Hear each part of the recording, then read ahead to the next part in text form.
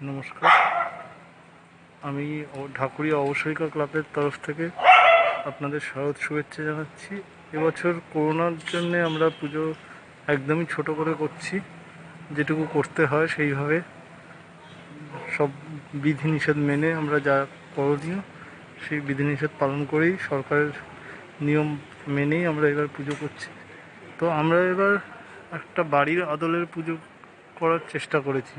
বাড়িতে ঘরোয়া পুজো যেরকমভাবে হয় সেইভাবেই আমরা মণ্ডপকে সাজিয়েছি। এটা আমাদের নিজেদের ক্লাবের ছেলেরাই সবাই মিলে করেছে কাজটা, তো সেটাই আপনাদেরকে আমরা দেখাচ্ছি।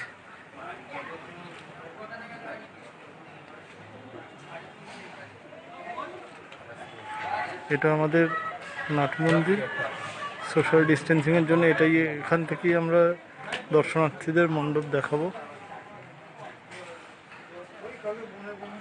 সামনের এই পোর্শনটায় কেউ যেতে পারবে না, এছাড়া আমরা দূরত্ববিধি মেনেই এই পুজোটা পালন করছি।